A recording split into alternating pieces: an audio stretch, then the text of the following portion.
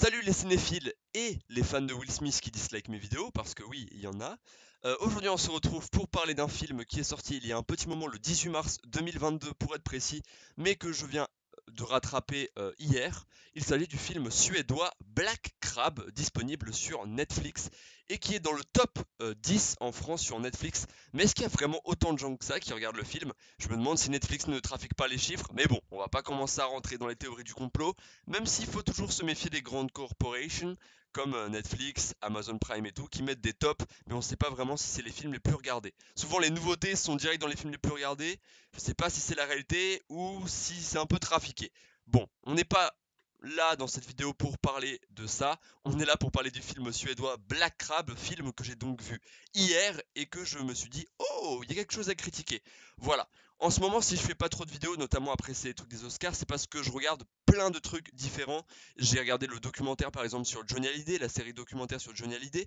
J'ai rattrapé la partie 1 de la saison 4 de Ozark que j'avais pas encore vu, je l'ai rattrapé, ça y est, je l'ai fini et j'ai hâte d'attendre la partie 2. Je ferai sûrement une critique sur la partie 2 ou sur la saison 4 complète, etc. Voilà, et hier je me suis dit, tiens, c'est dans les tendances et tout, ça a l'air d'être pas mal, on est sur un film post-apocalyptique, fictif et tout, film de guerre et tout, avec Noomi Rapace dans le rôle principal, qui est connu pour ses rôles dans Prometheus ou Seven Sisters, qui sont des films que j'ai bien aimés, tu vois, c'est pas mes films préférés, mais c'est des films que j'ai bien aimés, que j'avais trouvé sympa. Les deux, j'étais allé les voir au cinéma d'ailleurs, je crois.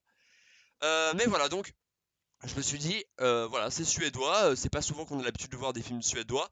C'est un film complètement fictif, apocalyptique, ouais, film de guerre, mine de rien. Et donc je me suis dit, ça pourrait être sympa, et donc aujourd'hui je vous en parle. Avant que la vidéo commence, n'hésitez pas bien sûr à vous abonner à cette chaîne YouTube, c'est complètement gratuit, 0 € à débourser. En plus mes vidéos ne sont pas monétisées, donc vous n'avez pas des mauvaises pubs avant chaque vidéo, donc n'hésitez pas, abonnez-vous et activez les notifications pour être prévenu par mes vidéos. Vous n'allez pas non plus être spam par les notifications parce que je sors une vidéo toutes les 3 semaines, hein. Je suis pas régulier moi en termes de vidéos, mais j'ai une vie à côté, il faut me comprendre aussi. Mais voilà, donc... euh, Bah, déjà, j'aimerais préciser que la vidéo, bien sûr, aura une partie sans spoiler en premier lieu et une partie avec spoiler en deuxième lieu où je reviendrai sur certains détails, certaines choses que j'ai trouvées vraiment très intéressantes. Mais d'abord, on va commencer par une partie sans spoiler. Soyez rassurés. Je m'excuse aussi de la qualité de mon micro, de ma caméra, je suis un amateur, etc. Et la dernière fois, sur la vidéo des Oscars, j'avais testé une nouvelle caméra que j'ai achetée et tout. Le problème, c'est que la vidéo était super. Enfin, vous voyez, la vidéo durait 30 minutes et tout, mais la caméra m'a fait, vu que c'est de la 1080p, etc., vraiment bien, le dossier vidéo faisait 9 gigas et ça m'a mis énormément de temps pour l'upload sur YouTube et vraiment ça m'a un peu saoulé, même si j'avais une vidéo de bonne qualité, ça m'a un peu saoulé. Il m'a fallu genre 2h30 pour l'upload sur YouTube, j'étais en mode bon, un peu relou. Donc là, je refilme avec ma caméra d'ordinateur et avec mon micro casque parce que bah, comme ça en 10 minutes c'est sur YouTube et c'est beaucoup plus rapide pour moi et je peux passer à autre chose. Voilà, c'est trop de détails, trop de choses. On va directement parler de ce film. Alors, ce film, il est donc sorti le 18 mars 2022. Il est réalisé par Adam Berg. Il est produit en Suède et il est filmé en Suède, etc. C'est un film suédois. Le scénario est aussi d'Adam Berg et de Pelle Radstorm. C'est marrant d'ailleurs, Storm, le mec dans son nom a tempête quand même. Dans le casting principal, on a du coup une équipe euh, qui est représentée dans le film puisque c'est une équipe, une sorte de commando, pas d'élite, mais de patineurs. Je vais revenir dessus après. Donc on a Noomi Rapace dans le rôle de Caroline Head, qui bah, joue très très bien son rôle et franchement livre une très très belle performance dans ce film. C'est un peu la proue du film, puisqu'elle a joué dans beaucoup de films américains. Donc voilà, elle aide un petit peu à la production de ce film suédois. On a Aliette Ofheim, Jacob Oftebro, Dar Salim, David Denklik. Bon, ça, c'est des noms qu'on n'a pas trop l'habitude de voir, mais apparemment, c'est des acteurs plutôt connus en Suède. Voilà, nous, on n'habite pas en Suède, enfin, moi, en tout cas, c'est pas mon cas. Donc, j'ai pas une culture de fou sur les films suédois, mais voilà. Je vais vous. Alors, déjà, je tiens à préciser que le film s'est fait défoncer par la critique, que ce soit la presse et que ce soit les spectateurs. Et j'aimerais revenir sur le fait qu'il n'y a pas. Enfin, je trouve pas que le film a besoin de se faire défoncer comme ceci. Je vous le dis directement, j'ai pas du tout trouvé que c'était un mauvais film, j'ai pas trouvé que c'était un excellent film non plus, j'ai juste trouvé que c'était un bon film. Tu vois, on est sur un bon film, voilà, qui franchement m'a clairement diverti et m'a clairement surpris à certains moments. Et je bégaye beaucoup, c'est horrible. mais c'est surtout un film qui est très bien réalisé, je trouve. Alors après, c'est à mon humble avis, mais il y a des très beaux plans, notamment en drone, etc., sur la glace. À un moment, sans spoiler, ne vous inquiétez pas, il y a un plan où tout simplement il y a des bombardements derrière. Ça, c'est quasiment au début du film. Et on a ces 5 patineurs, parce qu'ils sont 5 au début, ces 5 patineurs qui tout simplement. Ouais, ils sont peut-être 6 d'ailleurs au début, je crois. 6 patineurs. Mais ces 6 patineurs, etc., qui patinent et dans la nuit, et t'as ce truc-là, ils sont uniquement éclairés par les bombardements. Magnifique cette photographie, ça a dû être fait en drone ou quoi. Ou alors avec une caméra sur treillis, je sais pas. Mais c'est franchement incroyable. Et il y a plein d'autres plans comme ça dans ce film qui sont vraiment magnifiques. Moi, j'ai trouvé le film très bien réalisé, très bien rythmé, tu vois. C'est vraiment, on est sur un film de guerre, action, post-apocalyptique. Ça rappelle un petit peu Call of Duty sur certains moments. Ça rappelle aussi la situation en Ukraine en ce moment même. Voilà, il y a des gens qui meurent à l'heure actuelle en Europe et c'est très triste. Mais genre vraiment, ouah, le film est prenant quand même. Le film est prenant.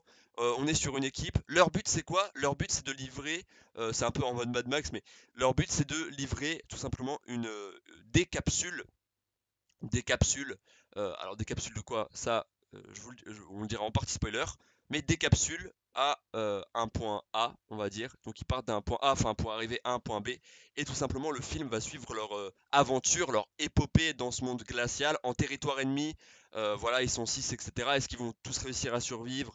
Enfin, c'est vraiment très tendu. C'est un film qui a un petit côté thriller, pas dans le sens film d'horreur, attention, mais dans le sens où c'est angoissant, puisqu'il y a une constante pression. Voilà, dès qu'ils voient un hélicoptère arriver, ils doivent se cacher, etc. Après, ils sont repérés, ils sont sur la glace. Dès que la glace commence à craquer, ils doivent arrêter de bouger, ils doivent se tirer avec une corde, parce qu'ils vont passer quasiment intégralement le film sur de la glace, sur un fleuve gelé. Fleuve, oui, grand fleuve, je crois. Et genre vraiment c'est une dinguerie, j'avais jamais vu ça dans un film de guerre abordé comme ça. On sent que c'est suédois, il y a tout le temps de la neige, de la glace, etc. C'est un peu la Suède. Mais là c'est ultra intéressant parce que la particularité de ce groupe c'est qu'ils sont exclusivement en patin à glace, euh, tout simplement, et ils doivent faire, enfin c'est pas vraiment des, si on dit patin à glace, et ils doivent tout simplement, voilà, patiner sur la glace, et parce que c'est beaucoup plus safe entre guillemets pour eux, et on va suivre tout simplement leur épopée, etc. Et au début, je crois ils sont 6, ouais, dans le commando, et le film est ultra intéressant. J'ai vraiment vraiment apprécié ce que j'ai vu. Là où j'ai vu plein de gens en mode ouais, grosse bouse. Grosse bouse? Comment on peut trouver ce film grosse bouse? Je trouve au contraire que c'est un film très intéressant, qui est très bien réalisé, qui arrive vraiment à créer une tension, une angoisse, si les personnages vont survivre ou pas. Voilà, scénaristiquement peut-être qu'on peut faire mieux, tu vois, parce que ça reste le truc de au début ils sont 6, à la fin il en restera qu'un. Enfin, tu sais, ça peut-être il en restera plus à la fin, hein. Mais vous voyez ce genre de film où en mode ils partent à plusieurs et puis après finalement il y en a qu'un qui survit et qui va emmener le truc. Et puis voilà, mais il y a quand même une sorte de morale. La morale est un peu bizarre, la morale du film, mais il y a une sorte de morale. Il y a vraiment, en fait, il y a, il y a des moments, j'ai pas trouvé le film vraiment très long. Pourtant, le film dure 1h54, donc on pourrait se dire quand même, ah, film assez long, 2 heures de film et tout, tu vois, c'est un peu long. Et bah, mine de rien, non, ça passe très très vite parce que, comme je vous l'ai dit, le film est très rythmé, en beaucoup d'action, etc. Ce qui fait que le film est passé vraiment très très vite, et à la limite, j'ai trouvé les 20 dernières minutes un peu plus lentes que le reste, mais, mais tout de même intéressantes en fait, parce que c'est des 20 minutes plus lentes, mais du coup qui posent plus le truc. À la limite, ce qu'on peut reprocher au film, c'est de ne pas forcément créer vraiment une relation avec les personnages. Je trouve que les personnages sont tous un petit peu froids et distants entre eux. C'est comme le temps autour d'eux finalement, ils neigent tout le temps, etc. Ils sont froids et distants entre eux. Ça a un lien, ça a un lien. Donc finalement, c'est pas plus mal. Et voilà, ils ont une mission, ils ont envie de l'accomplir, ils sont pas là pour devenir potes. Donc voilà, c'est peut-être ça qui a déplu aux gens, le fait que les personnages soient pas vraiment amis entre eux. Mais on s'en fout en fait, on s'en fout. Et du coup, voilà, j'ai fortement trouvé ce film très intéressant. Et je vous conseille vivement de le regarder parce que j'ai agréablement été surpris. Et là où les critiques, que ce soit les presses et les spectateurs, ont trouvé le film mauvais sur pas mal de points, notamment les gens sont en mode ouais, c'est juste un Call of Duty. Non, pas vraiment, c'est juste un film de guerre fictif. On est sur une société où la Suède est en une sorte de grosse guerre civile. On sait pas vraiment contre qui ils sont en guerre, ça c'est pas vraiment très expliqué. Le, le, le contexte politique n'est pas vraiment expliqué, on sait juste que c'est une guerre, ils se font constamment bombarder, les gens sont massacrés, les civils aussi. C'est un petit peu comme en Ukraine, ça rappelle la situation actuelle, mais c'est vraiment le gros bordel. Et non, franchement, j'ai trouvé ce film très très intéressant, poignant mine de rien poignant. Et j'ai trouvé que pour un film suédois, bah déjà les effets spéciaux sont bien faits. Les effets spéciaux sont bien faits. C'est pas un truc en mode t'es en mode ah c'est bien moche comme un Spider-Man No Way Home, no offense. Mais voilà, là on est sur une production suédoise. Je sais pas combien de, bah, le film est produit par Netflix, donc il doit quand même avoir pas mal de moyens derrière. Mais c'est cool qu'ils aient mis des moyens dans ce film parce que bah voilà, on sent que le réalisateur a pu se faire plaisir et a pu vraiment faire ce qu'ils voulaient. Et c'est ça que j'aime bien moi quand les réalisateurs ils arrivent à atteindre leur objectif et ils arrivent à rendre un film vraiment intéressant. Voilà, je trouve la réalisation de ce film vraiment bien trouvée, bien faite. Et c'est un film où on est constamment dans la tension de la guerre, on est constamment, voilà, il n'y a pas vraiment d'amis, même tes plus proches alliés, ça peut devenir tes ennemis. Et voilà, et c'est un bordel constant, mine de rien. Et voilà, c'est un film très très intéressant qui commence direct avec une scène qui te met sur le ton, hein, une scène un petit peu de sorte d'attentat qui te met directement dans le vif du film. Vraiment, tu rentres dans le film dès les 10 premières minutes, hein, t'es vraiment dedans, quoi. Et ça, je trouve ça vraiment très fort. Donc ouais, franchement, je conseille vivement ce film, malgré ce qu'en disent les critiques, parce que, bah ouais, je suis désolé, moi j'ai vraiment apprécié ce film et je l'ai vraiment trouvé intéressant. J'ai pas dit que c'était le film de l'année, j'ai pas dit que c'était un chef-d'œuvre, j'ai juste trouvé que c'était un bon film, voilà, et j'ai trouvé que c'était un bon film et un bon film suédois. C'est pas tous les jours qu'on a l'habitude de voir des films suédois et donc c'est vachement sympa de voir un petit peu une production suédoise. Et donc voilà, donc j'ai fortement apprécié. Après, le jeu d'acteur est pas forcément excellent. Enfin, si Noomi Rapace joue très bien, le lieutenant aussi, j'ai plus son nom, mais il joue très bien aussi. Il s'appelle comment l'acteur? Ardalan. Ah, il s'appelle Ardalan. Bon, bah, voilà. Bref, ou c'est Jacob Oftero, voilà, c'est plus ça. Il joue très bien. Mais voilà, donc il se passe pas mal de trucs. Et non, franchement, moi j'ai vraiment apprécié. Donc voilà, je vous conseille vivement de regarder ce film. C'était la fin de la partie, c'était la fin de la partie sans spoiler. Maintenant, on va passer en partie spoiler. Donc si vous ne voulez pas être spoilé sur le film, partez de cette vidéo et revenez quand vous l'aurez vu ou que bah, vous êtes prêt à être spoilé, on va dire. Voilà, on passe en partie spoiler. Avant de partir, n'hésitez pas à liker, commenter et à partager cette vidéo, ça me ferait super plaisir. J'ai un peu envie qu'on parle de ce film parce que bah, même s'il est dans le top Netflix, je sais pas si c'est vrai, s'il y a beaucoup de gens qui l'ont vu. C'est un film assez dur à ne surtout pas regarder avec des enfants ou des jeunes adolescents, genre 11-12 ans non plus. Faut quand même être assez mature, c'est un film quand même très sombre, c'est un film de guerre post-apocalyptique, c'est quand même bien dark. Limite gore à certains moments, franchement il y a des moments où j'étais en mode, boah, c'est un peu gore. Donc voilà, vous êtes prévenus. Bien, en partie spoiler, on va donc pouvoir revenir un petit peu sur le film, sur un petit peu sa forme et son fond, etc. Donc moi j'ai bien aimé la réalisation, j'ai bien aimé le fait que ce soit rythmé, etc. Et j'ai bien aimé le fait qu'ils sont en constante cavale et que bah, ils vont au fur et à mesure de leur cavale, ils vont tomber petit à petit. Dès le début du film, je me suis dit ouais, ça va être la seule survivante. Et finalement non.